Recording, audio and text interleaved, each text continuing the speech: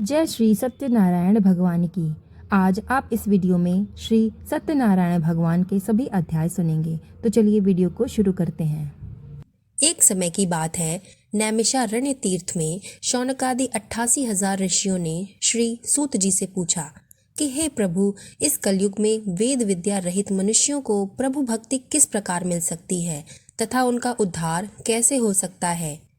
हे मुनि श्रेष्ठ, ऐसा कोई तब बताइए जिससे थोड़े समय में ही पुण्य मिले और मनचाहा फल भी मिल जाए। इस प्रकार की कथा सुनने की इच्छा हम रखते हैं। सर्वशास्त्रों के ज्ञाता सूत जी बोले, हे वैष्णवों में पूज्य, आप सभी ने प्राणियों के हित की बात पूछी है, इसलिए मैं एक ऐसे श्रेष्ठ व्रत के बारे में आप लोगों को बताऊंगा जिसे नारद जी ने लक्ष्मी नारायण जी से पूछा था और लक्ष्मीपति ने मुनि श्रेष्ठ नारद जी से कहा था। आप इसे ध्यानपूर्वक सुने। एक समय की बात है, योगी राज नारद जी दूसरों के हित की इच्छा के लिए अनेकों लोकों में घूमते हुए मृत्यु लोक में आ पहुँचे। यहाँ उन्होंने अनेकों योनियों में जन्मे सभी मनुष्यों को देखा जो अपने कर्मों द्वारा अनेकों दुखों से पीड़ित थे। उनके दुखों को देखकर नारद जी सोचने लगे कि ऐसा प्रयास किया जाए जिसको करने से निश्चित रूप से मानव के दुखों का अंत हो जाए। इसी विचार पर मनन करते हुए वो विष्णु लोक में पहुंच गए। वहां वो देवों के भगवान विष्णु जी की स्तुति करने लगे, जिनके हाथों में शंख, चक्र, गदा और पद्म थे।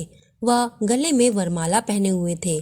स्तुति करते हुए नारद जी उनसे बोले कि हे भगवान, आप अत्यंत शक्तिशाली हैं। मन तथा वाणी भी आपको नहीं पा सकती है। ना तो आपका आदि है, ना ही मध्य और ना ही अंत है। निर्गुण स्वरूप, सृष्टि के कारक, भक्तों के दुख को दूर करने वाले आपको मेरा नमस्कार है। नारद जी की स्तुति सुन भगवान विष्णु बोले, हे नारद मुनि, आपके मन में क्या बात है? आप किस काम के लिए यहाँ पधारे हैं? आप कृपया करके निसंकोच कहो। इस पर नारद मुनि बोले कि मृत्युलोक में अनेकों योनियों में जन्मे मनुष्यों के कर्मों के द्वारा उनको अनेक दुख भोगने पड़ रहे हैं। हे नाथ, अगर आपको मुझ पर दया है तो आप मुझे बताइए कि मनुष्य थोड़े प्रयास से ही अपने दुखों से कैसे छुटकारा पा सकता है। तो श्री नारायण जी बोले कि हे नारद मुनि, मनुष्यों की भलाई के लिए तुमने बहुत ही अच्छी बात पूछी है, जिसके करने से मनुष्य मोह से छूट जाता है।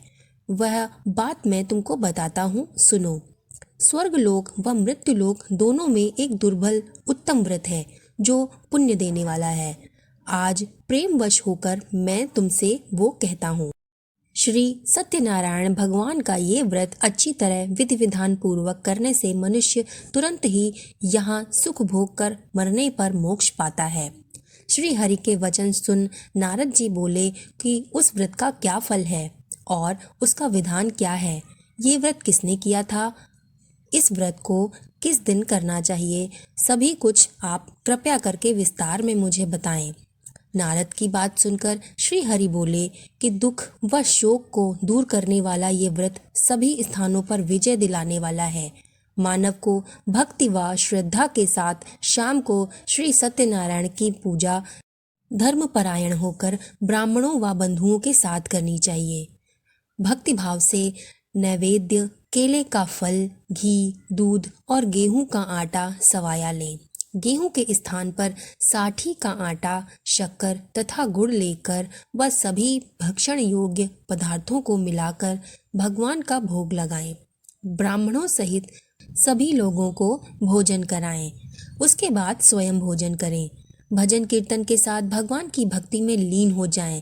इस तरह से श्री सत्यनारायण भगवान का व्रत करने पर मनुष्य की सारी इच्छाएं निश्चित रूप में पूरी होती हैं।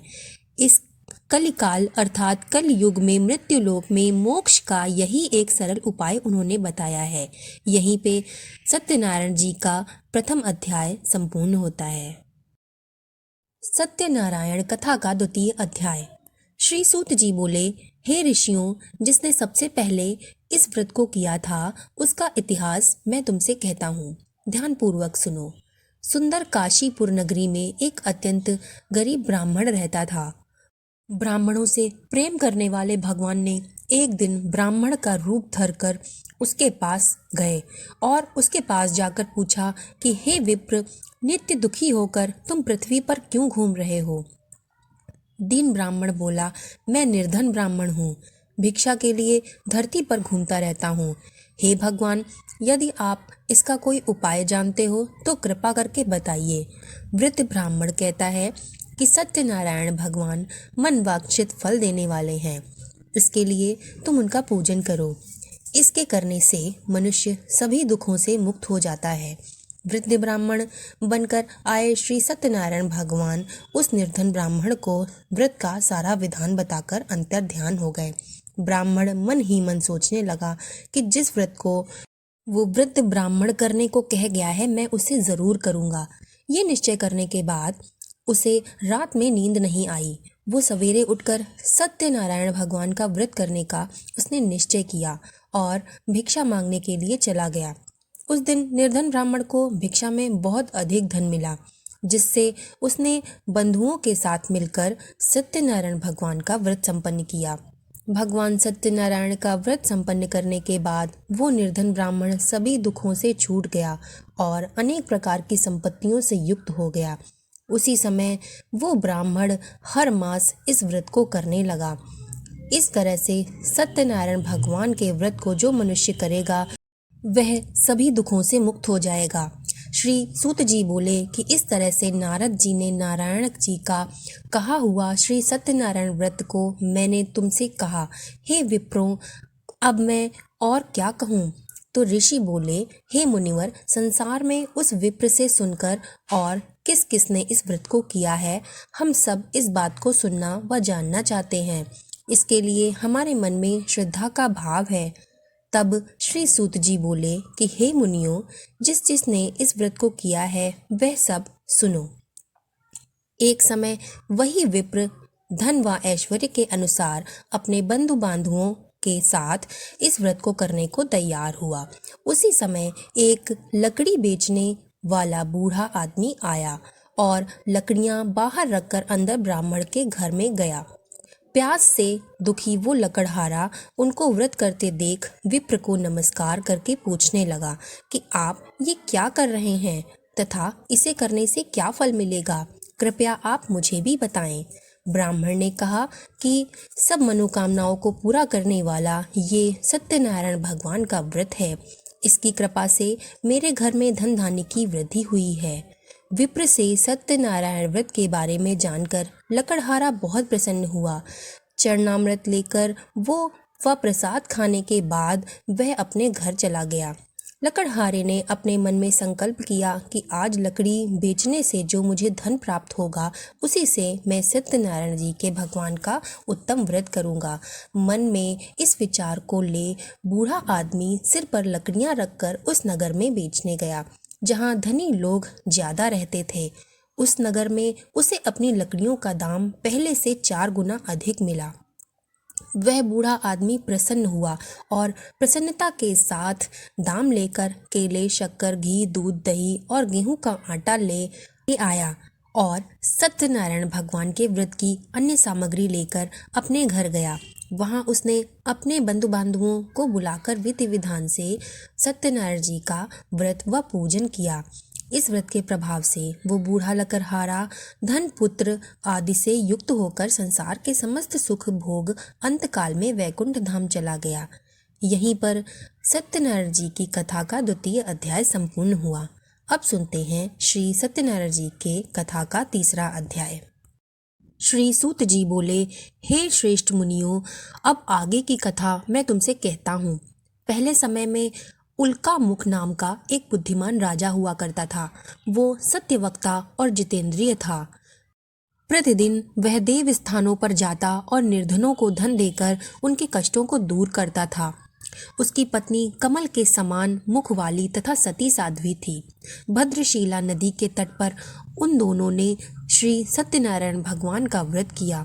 उसी समय साधु नाम का एक वैश्य आया। उसके पास व्यापार करने के लिए बहुत सा धन भी था।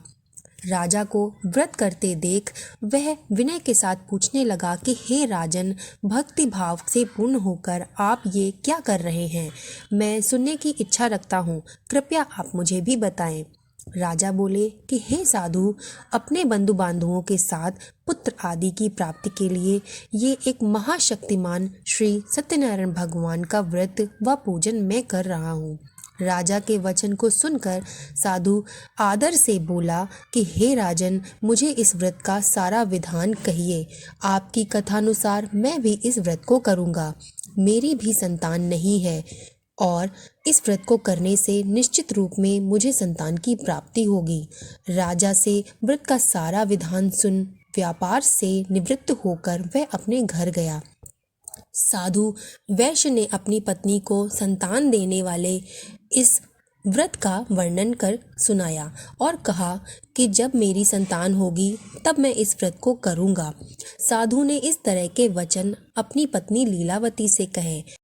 एक दिन लीलावती पति के साथ आनंदित हो सांसारिक धर्म में प्रवृत्त होकर सत्यनारायण भगवान की कृपा से गर्भवती हो गई। 10वें महीने में उसके गर्भ से एक सुंदर कन्या ने जन्म लिया। दिनों दिन वो ऐसे बढ़ने लगी जैसे शुक्ल पक्ष का चंद्रमा बढ़ता है। माता पिता ने अपनी कन्या का नाम कलावती रखा। एक दिन लीलावती ने मीठे शब्दों में अपने पति को याद दिलाया कि आपने सत्यनारायण भगवान के जिस व्रत को करने का संकल्प किया था उसको करने का समय अब आ गया है। आप इस व्रत को करिए। साधु बोला कि हे प्रिय, इस व्रत को मैं उसके विवाह पर करूँगा। इस प्रकार अपनी पत्नी को आश्वासन देकर वो नगर की ओर चला गया। कलावती पिता के घर में रह वृद्धि को प्राप्त हो गई। साधुओं ने एक बार नगर में अपनी कन्या को सखियों के साथ देखा तो तुरंत ही दूत को बुलाया और कहा कि मेरी कन्या के योग्य कोई वर देख कर आओ। साधु की बात सुनकर दूत कंचन नगर में पहुंचा। वहां देख दाख कर वह अपनी लड़की के लिए सुयोग्य वाणिक पुत्र को ले आया। सुयोग्य लड़के को देख साधु ने बंधु बांधुओं को बुलाकर अपनी पुत्री का विवाह संपन्न करा दिया। लेकिन दुर्भाग्य की बात ये थी कि साधु ने अभी तक श्री सत्यनारायण भगवान का व्रत नहीं किया था। इस पर श्री भगवान क्रोधित हो गए और उन्होंने श्राप दिया कि साधु को अत्यधिक दुख मिले। अपने कार्य में कुशल साधु बनिया जमाई को लेकर समुद्र के पास स्थित होकर वहां जाकर ससुर और दामाद दोनों मिलकर चंद्रकेतु राजा के नगर में व्यापार करने लगे। एक दिन भगवान सत्यनारायण की माया से एक चोर राजा का धन चुराकर भाग रहा था। उसने राजा के सिपाहियों को अपना पीछा करते हुए देख चुराया हुआ धन वहां रख दिया जहां साधु अपने जमाई के साथ ठहरा हुआ था। राजा के सिपाहियों ने साधु वैश्य के पास राजा का धन पड़ा हुआ देखा तो वह ससुर जमाई दोनों को बांधकर प्रसन्नता से राजा के पास ले गए और उन्होंने राजा से कहा कि हम उन दोनों चोरों को पकड़कर ले आए हैं, आप कृपा करके आगे की कार्यवाही करने की आज्ञा दें। राजा की आज्ञा से उन दोनों को कठिन कारावास में डाल दिया गया और उनका सारा धन भी छीन लिया गया। श्री सत्यनारायण भगवान के श्राप से साधु की पत्नी भी बहुत दुखी हुई। घर में जो धन रखा था उसे चोर चुरा कर ले गए थे। शारीरिक और मानसिक पीड़ा और भूख प्यास से बहुत दुखी होकर अन्न की चिंता में कलावती ब्राह्मण के घर गई। वहां उसने श्री सत्यनारायण भगवान का व्रत होते हुए देखा। फिर कथा भी सुनी और प्रसाद ग्रहण कर वो रात में घर वापस आई। माता ने कलावती से पूछा कि हे पुत्री, अब तक तुम कहाँ थी? तेरे मन में क्या है? कलावती ने अपने माता से कहा कि हे माता, मैंने ब्राह्मण के घर में श्री सत्यनारायण भगवान का व्रत देखा है। कन्या के वचन सुन लीलावती भगवान के पूजन की तैयारी करने लगी। लीलावती ने परिवार व बंधुओं सहित नारायण भगवान की पूजन किया और उनसे वर मांगा कि मेरे पति तथा जमाई शीघ्र घर आ जाएं। साथ ही यह भी प्रार्थना की कि हम सबका अपराध वो क्षमा करें। श्री सत्यनारायण जी भगवान इस व्रत से संतुष्ट हो गए और राजा चंद्रकेतु को सपने में दर्शन देकर उन्होंने कहा कि हे राजन, तुम उन दोनों वैश्यों को छोड़ दो और तुमको उनका जो धन तुमने लिया है उसे वापस कर दो। अगर तुमने ऐसा नहीं किया तो मैं तुम्हारा धन, राज्य व संतान सभी को नष्ट कर दूंगा। राजा को ये सब बातें कहकर वो अंतर्ध्यान हो गए। प्रातःकाल सभा में राजा ने अपना सपना सुनाया और फिर वो बोले कि वणिक के पुत्रों को कैद से मुक्ति कर सभा में लाया जाए। दोनों ने आते ही राजा को प्रणाम किया। राजा मीठी वाणी में बोला कि हे महानुभावों, भाग्यवश ऐसा कठिन दुख तुम्हें प्राप्त हुआ है, लेकिन अब तुम्हें कोई भय नहीं है। ऐसा कह राजा ने उन दोनों को नए वस्त्र आभूषण भी पहनाए और जितना धन उनसे लिया था उससे 2 गुना वापस कर दिया। दोनों वैश्य अपने घर को चले गए और यहीं पे श्री सत्यनारायण भगवान की कथा का 3य अध्याय भी संपूर्ण हुआ। अब सुनते हैं श्री सत्यनारायण कथा का 4th अध्याय। श्री सूत जी बोले, जमाई ने मंगलाचार कर अपनी यात्रा प्रारंभ की और अपनी नगर की ओर चल पड़े। उनके थोड़ी दूर जाने पर एक दंडी वेशधारी श्री सत्यनारायण जी ने उनसे पूछा कि हे साधु, तेरी नाव में क्या है? अभिवाणी वणिक हंसता हुआ बोला कि हे दंडी, आप क्यों पूछते हो? क्या धन लेने की इच्छा है? मेरी नाव में तो बेल व पत्ते भरे हुए हैं। वैश्य के कठोर वचन सुन भगवान बोले कि तुम्हारा वचन सत्य हो। दंडी ऐसे वचन कहे वहां से बहुत दूर चले गए। कुछ दूर जाकर समुद्र के किनारे वो बैठ गए। दंडी के जाने के बाद साधु वैश्य ने नित्य क्रिया के पश्चात नाव को ऊंचे उठते देखकर अचंभा माना और नाव में बेल पत्ते आदि देख वो मूर्छित हो जमीन में गिर पड़ा। मूर्छा खुलने के बाद वो अत्यंत शोक में डूब गया। तब उसका दामाद बोला कि आप शोक न मनाएं, ये दंडी का शाप है, इसलिए हमें उनकी शरण में जाना चाहिए, तभी हमारी मनोकामना पूरी होगी। दामाद की ये बात सुनकर वो दंडी के पास पहुंचा और अत्यंत भक्ति भाव से नमस्कार करके बोला कि मैंने आपसे जो असत्य वचन कहे थे उनके लिए मुझे क्षमा कर दें। ऐसा कहकर वो शोकातुर होकर रोने लगा। तब दंडी भगवान बोले कि हे वाणिक पुत्र, मेरी आज्ञा से बार बार तुम्हें दुख प्राप्त हुआ है, तो मेरी पूजा से विमुख हुआ। साधु बोला, हे भगवान, आपकी माया से ब्रह्मा आदि देवता भी आपके रूप को नहीं जानते, तब मैं जैसा अज्ञानी कैसे जान सकता हूँ। आप प्रसन्न होइए, अब मैं सामर्थ्य के अनुसार आपकी पूजा करूँगा। मेरी रक्षा करो और पहले के समान नौका में धन भर दो। साधु वैश्य के भक्तिपूर्वक वचन को सुनकर भगवान अत्यंत प्रसन्न हो गए और उनके इच्छानुसार वरदान देकर वो अंतर्ध्यान हो गए।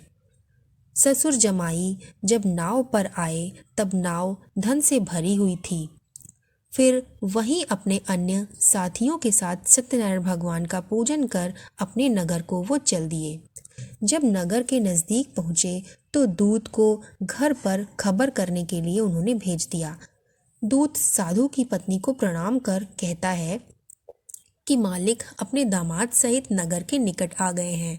दूत की बात सुन साधु की पत्नी लीलावती बहुत प्रसन्न हुई और प्रसन्नता के साथ भगवान श्री सत्यनारायण का पूजन कर अपनी पुत्री कलावती से कहने लगी कि मैं अपने पति के दर्शन को जाती हूँ, तू कार्य पूर्ण कर शीघ्र आ जा। अपनी माता के ऐसे वचन सुनकर कलावती जल्दी से प्रसाद को छोड़कर अपने पति के पास चली गई। प्रसाद की अवज्ञा के कारण श्री सत्यनारायण भगवान रुष्ट हो गए और नाव सहित उसके पति को पानी में डुबो दिया। कलावती अपने पति को वहां ना पाकर रोती हुई जमीन पर गिर गई।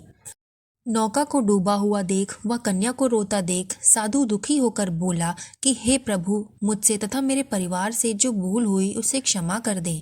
साधु के दीन वचन सुनकर श्री सत्यनारायण भगवान प्रसन्न हो गए और आकाशवाणी हुई कि हे साधु, तेरी कन्या मेरे प्रसाद को छोड़कर आई है, इसलिए उसका पति अदृश्य हो गया है। यदि वह घर जाकर प्रसाद खाकर लौटती है तो इसे इसका पति अवश्य मिल जाएगा। ऐसी आकाशवाणी सुन कलावती घर पहुंचकर प्रसाद खाती है और फिर आकर अपने पति के दर्शन करती है। उसके बाद साधु अपने बंधु बांधुओं सहित श्री सत्यनारायण भगवान का विधि विधान से पूजन करता है। इस लोक का सुख भोग कर वो अंत में मोक्ष प्राप्त करता है। श्री सत्यनारायण कथा का चौथा अध्याय समाप्त हुआ। अब हम आपको श्री सत्यनारायण कथा का 5वां अध्याय सुनाते हैं।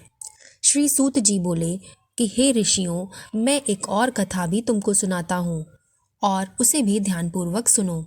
प्रजा पालन में लीन तुंगध्वज नाम का एक राजा हुआ करता था। उसने भी एक बार भगवान का प्रसाद त्याग दिया था और जिस कारण उसे बहुत ही दुख भोगना पड़ा था। एक बार वन में जाकर वन्य पशुओं को मारकर वह बड़ के पेड़ के नीचे आया। वहां उसने ग्वालों को भक्ति भाव से अपने बंधुओं सहित श्री सत्यनारायण भगवान का पूजन करते देखा।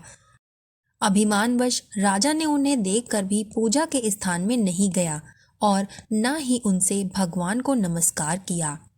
ग्वालों ने राजा को प्रसाद दिया, लेकिन उसने वो प्रसाद भी नहीं खाया और प्रसाद को वहीं छोड़कर अपने नगर को चला गया। जब वह नगर में पहुंचा तो वहां सब कुछ तहस नहस हो चुका था। तो वह शीघ्र ही समझ गया कि ये सब भगवान ने ही किया है।